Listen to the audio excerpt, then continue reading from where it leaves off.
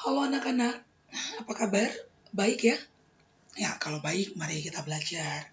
Kita akan mempelajari klasifikasi. Seperti yang kalian ketahui, klasifikasi artinya mengelompokkan. Apa yang akan kita kelompokkan? Ya, organisme, makhluk hidup. Oke, pertama kita mengenal yang namanya sistem pengklasifikasian menurut Carolus Linnaeus. Kalau menurut Carolus Linnaeus, organisme itu diklasifikasikan menurut kesamaan ciri bentuk tubuh ya. Linnaeus itu mengembangkan sistem penamaan yang sampai sekarang masih digunakan, yaitu disebut namanya taksonomi. Jadi kalau dibilang taksonomi artinya tingkatan-tingkatan pengklasifikasian organisme. Takson berarti level atau tingkat organisme dalam sebuah klasifikasi. Ini adalah tumbuhan mangga ya, Mangifera indica. Oke, Carolus Linnaeus itu mengenalkan sistem penamaan yang namanya binomial nomenklatur. Itu menggunakan bahasa Latin. Namanya itu diketik dalam tulisan miring. Kalau kamu tulis dalam bukumu kan agak sulit ya membuat tulisan miring. Nah, kamu boleh tulisannya tegak, tetapi harus digaris bawahi. Jadi, nama dari organisme itu dibuat dalam bentuk dua nih ya. Seperti yang Miss berikan tadi, ini Mangifera indica. Ada dua kata dia ya. Nama pertama itu menyatakan genus atau marganya. Kalau nama terakhir itu menyatakan spesiesnya atau jenisnya. Ini ada beberapa contoh tumbuhan. Mangga, nama genusnya adalah Mangifera, spesiesnya indica. Jambu air, nama genusnya adalah Syzygium, spesiesnya adalah Aqueum. Lemon, citrus, limon. Rambutan, Nephelium lapaceum. Nah, setiap organisme yang genusnya nanti sama, berarti dia satu keluarga, satu marga. Artinya, mereka punya kemiripan yang sangat banyak karena mereka satu keluarga gitu, satu marga. Penulisan nama genus teman-teman harus diawali dengan huruf kapital. Sementara nama spesies nanti itu harus pakai huruf kecil. Ini dia takson yang kita sebut tadi. Yang pertama, ini ada 8 sesungguhnya ya. Jadi yang pertama itu adalah apakah dia selnya itu eukariotik atau prokariotik. Nah, eukariotik itu nanti ada beberapa kingdom. Ada yang namanya kingdom Animalia, ada Plantae, begitu. Ini yang Miss berikan contoh adalah kingdom Animalia. Jadi tingkat kingdomnya namanya Animalia, berarti semua jenis hewan. Semua jenis hewan punya ciri-ciri. Bagaimana kamu membedakan satu makhluk hidup itu hewan atau tumbuhan? Nah, karena mereka punya ciri-ciri yang sama, gitu. Lalu, hewan ini kan banyak jenisnya. Nah, kita kelompokkan lagi menjadi filum. Filum itu untuk hewan kita bagi dua. Apakah dia chordata atau invertebrata? Kalau chordata berarti hewan yang punya tulang belakang. Semakin sedikit dia ya.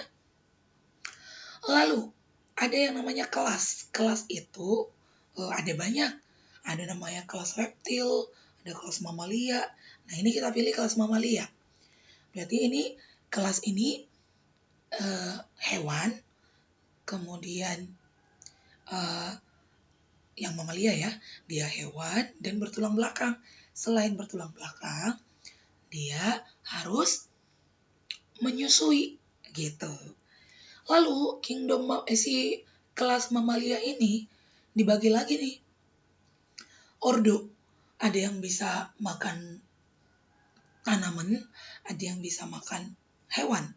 Nah, anggota mamalia yang makan hewan lain atau pemakan daging, kita sebut namanya karnivora. Jadi mereka berada dalam ordo yang sama. Lalu yang ordo yang sama ini punya bisa dikelompokkan lagi menjadi lebih kecil, yaitu eh, namanya family. Begitu seterusnya. Family itu nanti terbagi lagi menjadi marga atau genus. Lalu genus ini nanti terbagi lagi ada jenisnya atau spesiesnya. Jadi semakin ke bawah persamaannya semakin banyak. Semakin ke atas persamaannya semakin sedikit. Itu dia. Oke, meskipun Carolus Linnaeus sistem penamaan atau klasifikasinya itu masih digunakan sampai sekarang, tapi perlu kalian ketahui bahwa kesamaan ciri fisik semata tidak selalu menjelaskan keakraban yang sangat dekat dari makhluk hidup itu. Bisa jadi nanti bentuk tubuhnya agak mirip, tetapi sebenarnya mereka nggak satu keluarga gitu. Jadi yang lebih akurat bukan melihat ciri fisik, tapi dengan cara menggunakan DNA atau kode genetika begitu. Contohnya ini nih. Ini ada 3 hewan yang mungkin sedikit banyak bentuk tubuhnya mirip. Tapi dari 3 ini, coba kalian tentukan mana yang lebih dekat satu sama lain. Kalau kamu lihat nih, wujudnya lebih mirip panda ya dengan grizzly bear ini. Tapi kalian lihat dari marganya. Jadi menurut kalian siapa yang paling dekat hubungannya? Oke, coba kalian jawab. Oke, hal selanjutnya yang harus kita pelajari adalah kunci dikotomi. Dikotom, di artinya 2. Kotomi berarti pernyataan-pernyataan, ya. Jadi nanti dikotomi berarti kamu diberikan dalam satu bracket itu atau satu nomor itu ada 2 pernyataan. Pernyataan ini nanti digunakan untuk menentukan makhluk hidup mana, mengidentifikasikan makhluk hidup tertentu. Jadi kamu perlu baca kedua ciri yang diberikan, lalu pilih salah satu nanti mana yang kamu maksud. Contoh deh biar kamu ngerti. Ini ada kunci dikotomi yang dibuat walaupun tidak lengkap ya, nggak apa-apa. Nih, pernyataan pertama A dan B. Nomor 1A, ada tentakel. Kalau ada, berarti kamu berangkat ke nomor 2. Kalau ternyata tidak ada tentakel, kamu berangkat ke nomor 6. Kebetulan kalau kamu perhatikan di semua gambar yang disajikan, semuanya punya tentakel. Karena dia punya tentakel, kamu berarti berangkat ke nomor 2. Nomor 2 ada 2 pernyataan juga, A dan B. Apakah dia ada 8 tentakelnya atau lebih dari 8? Kamu hitung. Kalau misalnya ini nih, kalau kita hitung tentakelnya kan banyak ini ya, lebih dari 8. Karena dia lebih dari 8, kita diarahkan ke nomor 3. Nomor 3, ada 2 pernyataan, A dan B. A, tentakel ke arah bawah. Coba kamu lihat, apakah dia arahnya ke bawah atau ke atas? Kalau kamu lihat dia ke atas ya, arahnya ke atas tubuhnya ya. Berarti karena ke atas berarti kita pilih pernyataan B, tentakel ke arah atas. Oh, karena dia tentakelnya ke arah atas, berarti teridentifikasi bahwa makhluk hidup itu adalah anemon laut.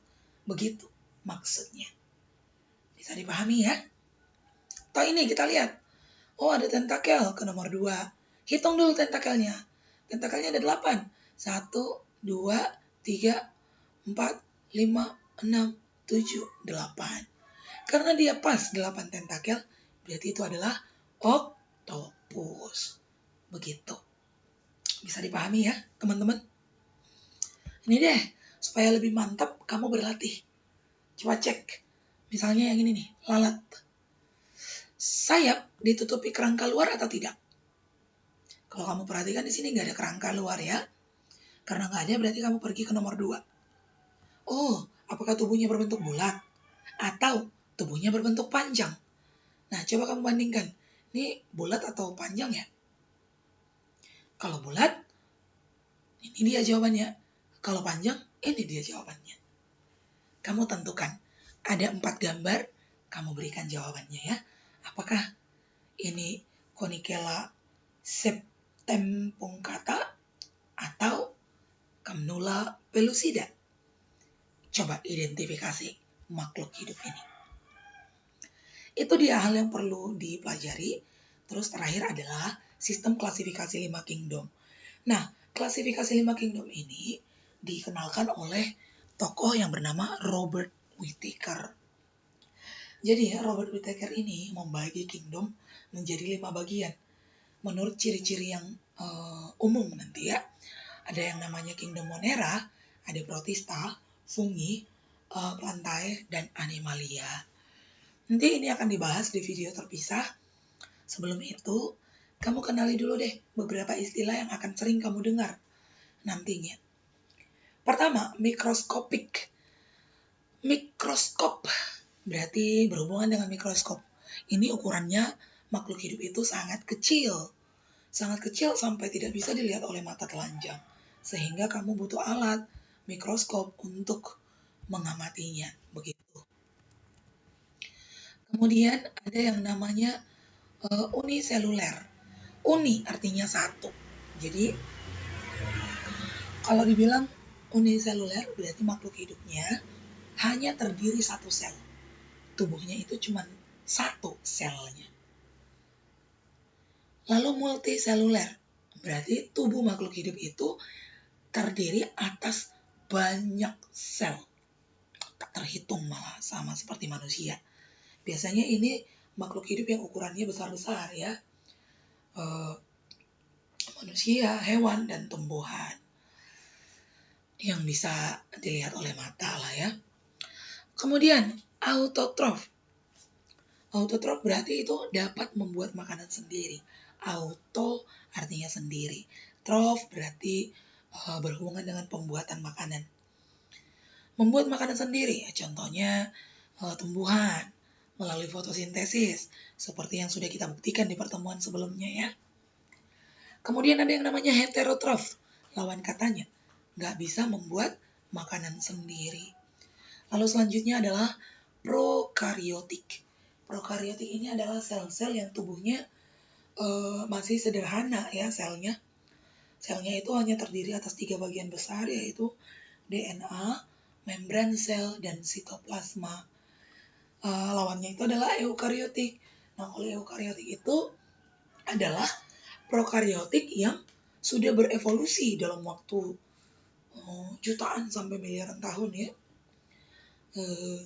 Eukaryotik ini sel-selnya sangat complicated, kompleks, terdiri atas organel-organel atau organ-organ kecil di dalam selnya.